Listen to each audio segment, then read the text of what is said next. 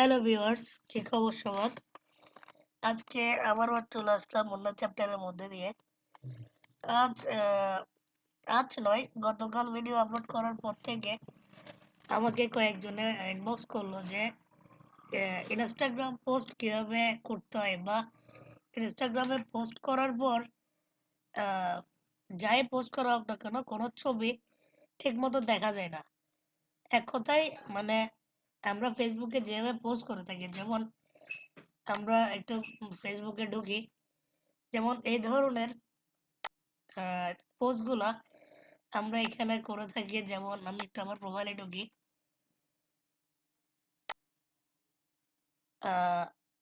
যেমন এই ছবিগুলা আমি যে কোনো সাইজে যদি আপলোড দিয়ে থাকি তাহলে এটা আপলোড হয়ে যাবে, সাইজ অনুসারে হয়ে যাবে, কিন্তু ইনস্টাগ্রামে ওইটা হয় না।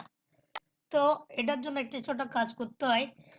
এটার এটা স্কোয়ার সাইজ আছে, সাইজ অনুসারে পোস্টটা করতে হয়। সেই জন্য ওই সাইজে ছবিটাকে ক্রপ করে নিলে, তাহলে ইনস্টাগ্রাম পে যদি আমরা পোস্ট করি তাহলে আমাদের পোস্টটা ঠিক মতো দেখা যাবে এবং সুন্দর লাগবে।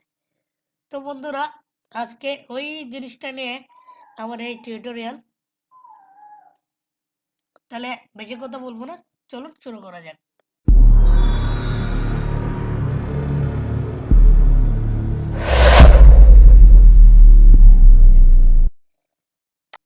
আমি একটু যাই, যেমন কে নিতে পারি।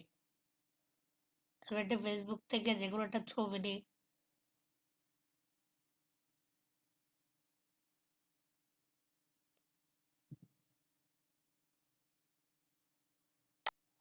এটা নেওয়া যায়। একটু আগে বা 2-3 ঘন্টা আগে আমাদের ছেড়ে চলে গেছেন বাপ্পি লাহিরি। আমরা এই ছবিটা সেভ করি। এখন এটা যদি আমি ইনস্টাগ্রামে পোস্ট করে যাই বা পোস্ট করতে যাই, তাহলে আমাদের একটা সাইজের বিষয় আছে। এটা অবশ্য স্কোয়ার করা আছে, তবুও আমরা একটা সাইজের বিষয়টা নিয়ে দেখবো। হ্যাঁ, তাহলে আমরা একটু ইলাস্ট্রেটরে ঢুকবো। ইলাস্ট্রেটরে গিয়ে নিউতে যাব। নিউতে গিয়ে এখানে অলরেডি আগে থেকে করা আছে আমার।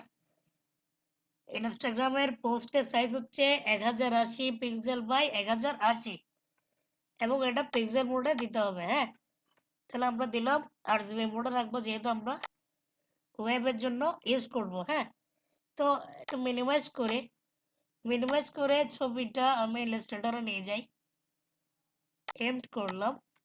তো দেখেন এটা কিন্তু সাইজ বরাবর হয়ে গেছে। হ্যাঁ, তো আমরা যদি এটা কোনো কারণে এতটুকু থাকে, তাহলে তো এই অবস্থায় যদি আমরা ইনস্টাগ্রামে পোস্ট করি না, তাহলে আমাদের পোস্টটা ঠিক মতো আসবে না বা দেখাবে না। তো আমরা কি করতে হবে, আমরা এটা সাইজ অনুসারে করব, এবং আমরা একটা আর্টবোর্ড বরাবর একটা রেক্টেঙ্গুলার নিলাম। এটা একটু নিচে দিয়ে দিই, অ্যারেঞ্জে যাই, অ্যারেঞ্জে গিয়ে ব্রিং টু ব্যাক, এটা বরাবর করে দিলাম। আর এই ছবিটা আমরা এভাবে একটু করে ছোট করে দিব, অর্ডার চেপে ধরে। ওকে, এরপর আমরা এখান থেকে একটা কালার করতে, যেহেতু আমরা ইলাস্ট্রেটরে চলে আসলাম, হালকা পাতলা একটু ডিজাইনের কাজ করি। আমরা এটা একটু চাইলে এই কালারটা দিয়ে দিই। ওকে, ঠিক আছে। এখন এটা অল সিলেক্ট করে অ্যালাইনমেন্ট করলাম। এরপর আমরা যাব ফাইলে গিয়ে সেভ সেভ ডেস্কটপ।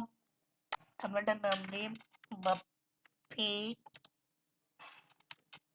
লাহিরি দিলাম। ওকে, এরপর আমরা যদি এটা ইনস্টাগ্রামে পোস্ট করি তাহলে আমাদের ঠিক মতো হয়ে যাবে। হ্যাঁ, তাহলে আমরা যাই, ইনস্টাগ্রামে যাই,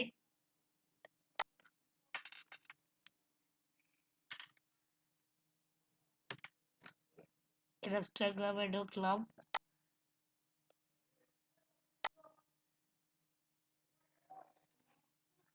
এই দেখেন এখানে আমরা আসার সাথে সাথে দেখতে পাচ্ছি এখানে যতই পোস্ট আছে সবকিছু কিন্তু স্কোয়ার করা। হ্যাঁ, তো আমরা একটু এখানে যাব, আমরা একটা পোস্ট করব। প্লাসে যাই, প্লাসে গিয়ে নিউ পোস্ট, নিউ পোস্টে গিয়ে সিলেক্ট ফ্রম কম্পিউটার। এই যে আমি এটা ক্রিয়েট করেছিলাম, ওপেন, ওপেন দেওয়ার পর নেক্সটে যাব।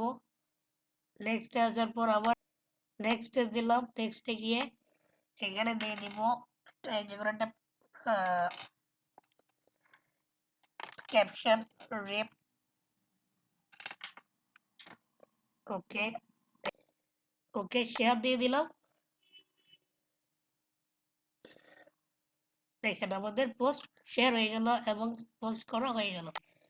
তাহলে আমরা একটু রিলোড করলে আমাদের পোস্টটা চলে আসবে। এই যে দেখেন আমরা খুব সহজেই পোস্টটা খুব সুন্দরভাবে দেখতে পাচ্ছি। যদি আমরা এর সাইজটা আরো বড় করতাম বা আরো ছোট করতাম, ছোট করলে হয়তো বা দেখা যেত, কিন্তু ব্যাপারটা ক্লিয়ার হতো না বা ছবিটা ক্লিয়ার হতো না। সাইজ অনুসারে হওয়াতে ছবিটা ক্লিয়ার বোঝা যাচ্ছে। আর যদি একটু বড় হতো তাহলেও মানে ছবি চলে যেত একদিকে, লেখাগুলো চলে যেত একদিকে, এই ধরনের হয়ে যেত। তো বন্ধুরা আশা করি বুঝতে পারছেন আজকের ভিডিওতে কিভাবে ইনস্টাগ্রামের জন্য পোস্ট করতে হয় বা ইনস্টাগ্রামের জন্য ছবি রেডি করতে হয়। তো বন্ধুরা এটাই দেখানো ছিল, আজকের মতো এতটুকুই। সবাই আমার চ্যানেলটি সাবস্ক্রাইব করে সাথে থাকবেন, ভিডিওতে লাইক দিবেন, কমেন্ট করবেন, কেমন লাগলো জানাবেন। আর যদি ভালো লেগে থাকে অবশ্যই বন্ধুদের সাথে শেয়ার করে সাথে থাকবেন। আজকের মতো এতটুকুই, পরের ভিডিওতে সাথে থাকার আহ্বান জানিয়ে এখানে শেষ করছি। Thank you.